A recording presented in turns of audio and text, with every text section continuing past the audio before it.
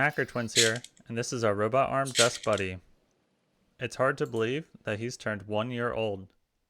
This is our very first robot project. He used to be a little arm and didn't do much and had to be controlled manually. Eventually, he got better and more sophisticated, but with that came a wiry mess.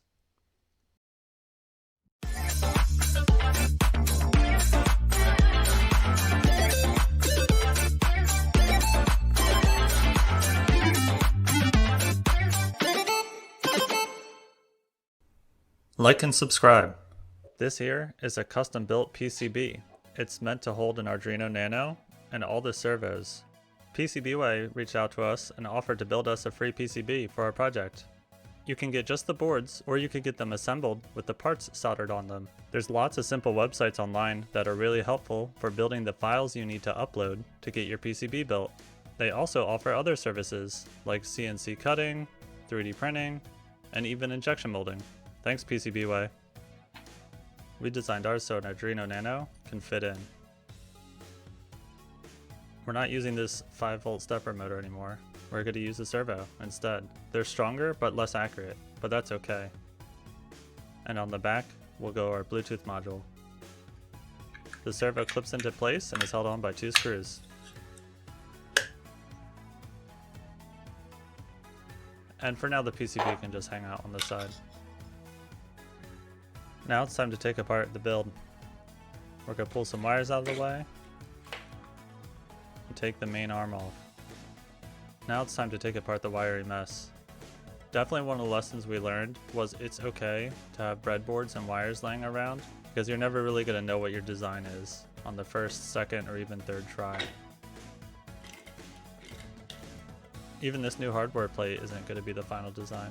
Now we need to upgrade our drive and stability gears. It's really helpful to use the servo horn that comes with the servos. I haven't had the greatest experience of just fitting a 3D printed gear or part directly to this servo drive gear.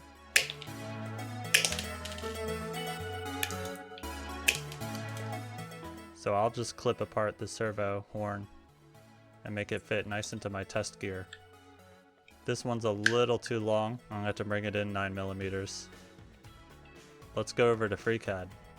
It's as simple as adding one more tooth, and I need to reattach my sketch for a hole because I'll need to screw the servo horn in from the outside of the gear.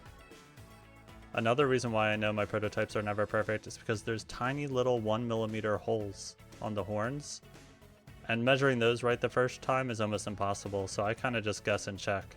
These were off by like 1mm, but it's as simple as knowing where to put them the second time. Now I need to bring down the shaft by 9mm. Man, that was close. Any more and I would have had to go inside the gear. Time to screw them on. And I've used hot glue in the past for these situations too. Fits like a charm. Let's test it out. Another thing that I've learned, always have Arduinos laying around with different code pre-installed on them. This one is for my servo tester. It's really useful.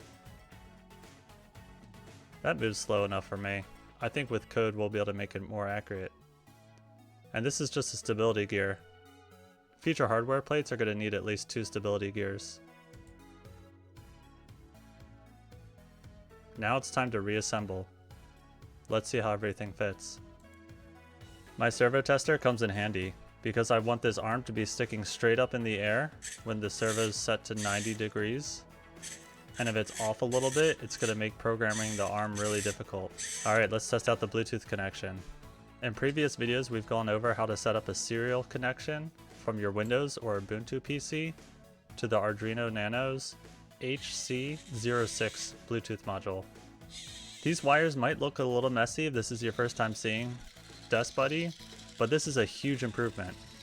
And now it spins all the way around. I'm going to make his base a little bit wider, and we're going to be able to put a cover over it. That's all for today. Hacker Twins out.